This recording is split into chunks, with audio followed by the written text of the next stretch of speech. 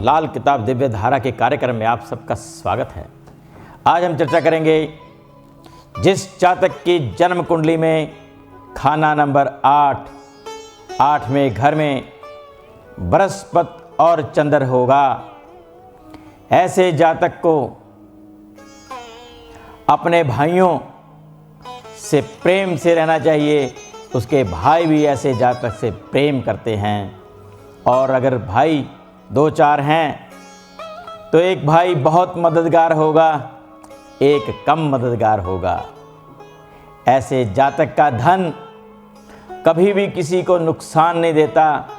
ऐसे जातक का धन जिस किसी के पास भी रहेगा, चाहे 10 रुपये हो, चाहे लाख रुपया हो, चाहे 100 रुपया हो, तो ऐसे जातक का धन जिस व्यक्ति के पास रहेगा वो व्यक्ति धनवान बनता चला जाएगा, क्योंकि ऐसा जातक दूसरों के लिए भी किस्मतवान होता है और स्वयं अपने लिए भी धनवान होता है, क्योंकि बृहस्पति और चंद्र।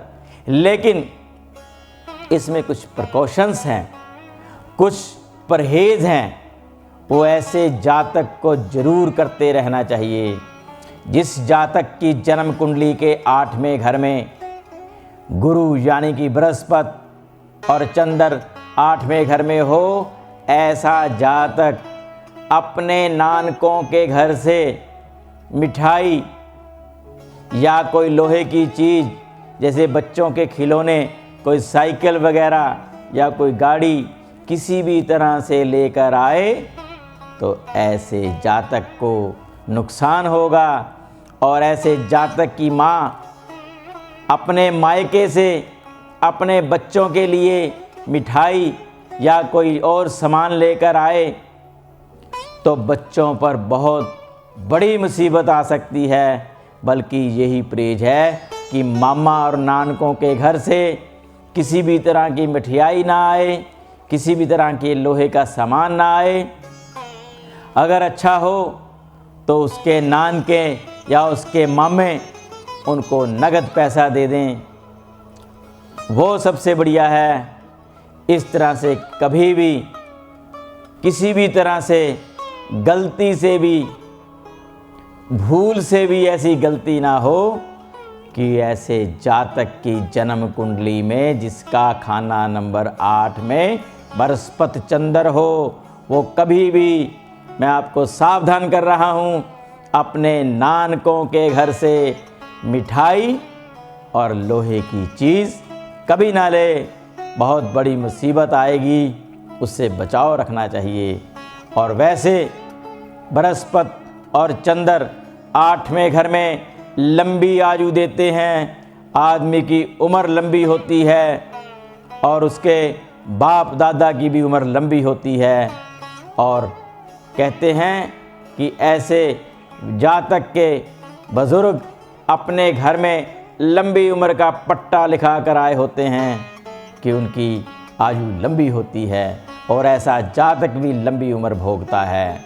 और इसी तरह से हम अगली खाना नंबर 9 में जिस जातक की जन्म कुंडली में खाना नंबर 9वें घर में बृहस्पति चंद्र होगा, तो कहा गया है कि धन की कभी कमी ना होगी, धन दौलत उसके इर्द गिर्द रहेगा। और ऐसा जातक अगर किसी भी तरह से चांदी के और सोने के कारोबार करे तो ऐसे जातक की किस्मत दिन दूनी रात चौगनी होती चली जाएगी, और ऐसा जातक किस्मतवान होगा, अपने पिता और दादा के लिए भी किस्मत वाला होगा।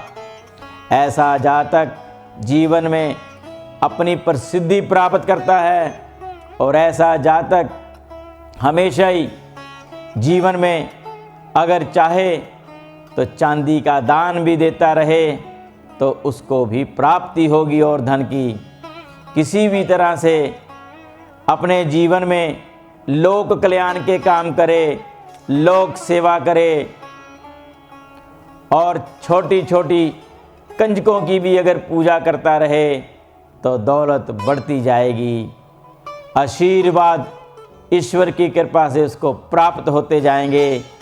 ये खाना नंबर 9 में चंद्र बृहस्पति जब होता है, बृहस्पति अपने घर के बीच में बैठा है, 9वां किस्मत का खाना है, और चंद्र भी किस्मत के स्थान पे बैठा है, उच्च जैसा फल देता है।